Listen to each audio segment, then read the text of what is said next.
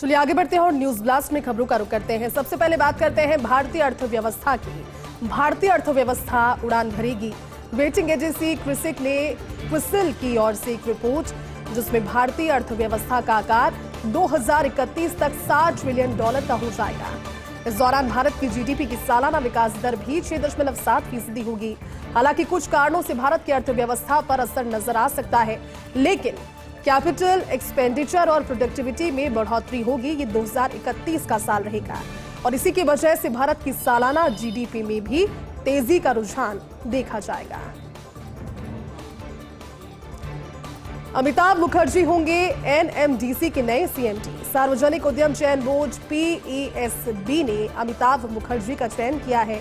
PESB ने अध्यक्ष और प्रबंध निदेशक पद के लिए लिया था 9 लोगों का साक्षात्कार और वर्तमान में एनएमडीसी लिमिटेड के पद वित्त निदेशक पद पर कार्यरत है। मुखर्जी अध्यक्ष सह प्रबंध निदेशक का अतिरिक्त प्रभार भी है अमिताभ मुखर्जी के पास। ऐसे में सुमित देव के सेवानिवृत्त होने के बाद से ये पद रिक्त चल रहा था, सीएमडी का पद, लेकिन अब उनके नाम का इस पद के लिए चयन किया गया है। डिजिटल डेटा सुरक्षा कानून के नियम की तैयारी और इस साल आ सकते हैं कानून के नियम भी। इसमें इलेक्ट्रॉनिक सूचना प्रौद्योगिकी मंत्रालय ने इसको लेकर के मंजूरी दी है। डिजिटल पर्सनल डेटा सुरक्षा कानून नियमों के मसौदे को अंतिम रूप दिया गया। अगस्त 2023 में संसद से पारित किया गया था इन कानूनों को और सरकार को नियमों को तैयार करने में करीब एक साल का समय लगा। इसमें झारखंड और महाराष्ट्र चुनाव परिणाम के बाद इन नियमों को अब जारी किया जा सकता है।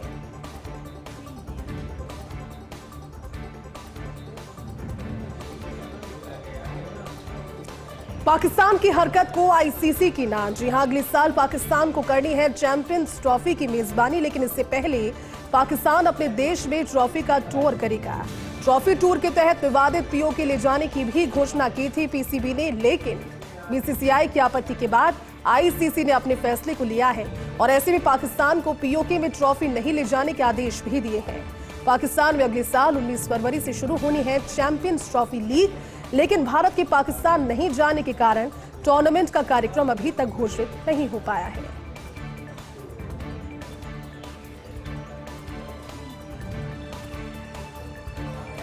तो वहीं श्रीलंका के संसदीय चुनावों की बात कर लेते हैं। श्रीलंका के संसदीय चुनाव में राष्ट्रपति अनुराकुमारा दिसानायके के गठबंधन ने प्रचंड जीत दर्ज की है।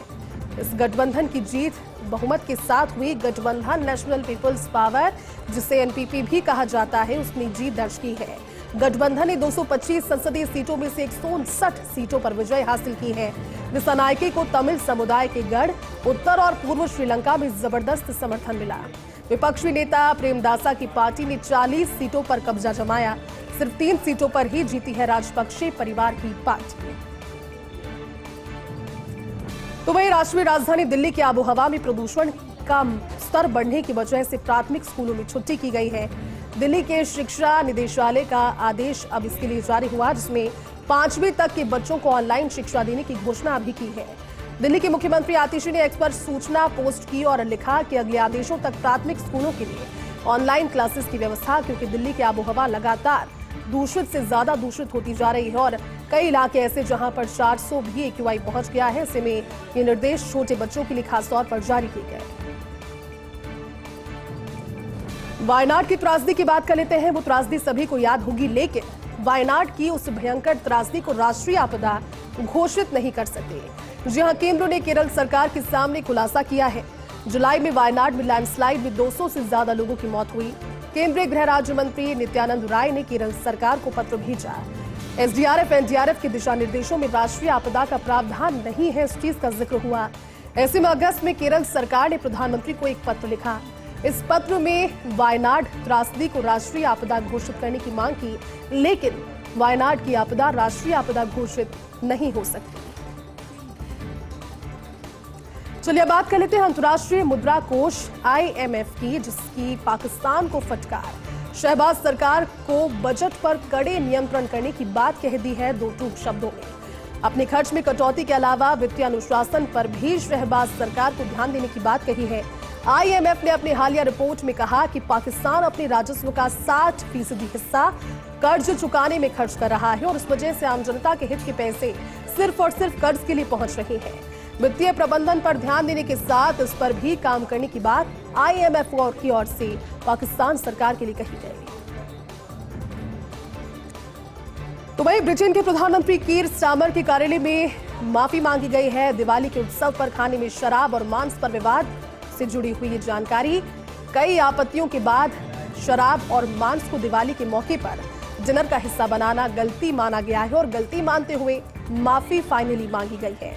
साथ ही आश्वासन दिया है कि भविष्य में इस तरह की गलती नहीं होगी। हिंदू, सिख और जैन समुदायों के देश में योगदान की उन्होंने साथ ही सराहना भी की। कंजर्वेटिव पार्टी की भारतीय मूल की सांसद ने इस मामले में पीएम को पत्र लिखा, लेकिन पीएम ने इस पत्र पर बाद में अनुशंसा की और साथ ही साथ माफी भी मांगी। 2 दिनों में बदल जाएगा उत्तर भारत का मौसम। जी हां, जम्मू कश्मीर के पहाड़ों में क्योंकि ठंड का असर नजर आने लगा है और पश्चिमी विक्षोभ के इसी असर की वजह से पूर्व में भी बंगाल की खाड़ी में साइक्लोनिक सर्कुलेशन बना हुआ है। क्योंकि साइक्लोनिक सर्कुलेशन एक्टिव है, ऐसे में दक्षिणी राज्यों में लगातार बारिश, उत्तर भारत में धुंध बढ़ रही है। उत्तर पश्चिम की हवाओं से कम हो रहा है उत्तर के मैदानों का तापमान भी, और घटता तापमान कहीं ना कहीं ठंड के आगमन की और बर्फबारी का संकेत भी दे रहा है। हालांकि इसके बावजूद कड़ाके की सर्दी शुरू होने के आसार अभी कम है। सर्दी होगी लेकिन धीरे धीरे। और चलिए इसी के साथ इस बुलेटिन में अभी के लिए बस इतना ही। आप देखते रहिए फर्स्ट इंडिया न्यूज। नमस्कार।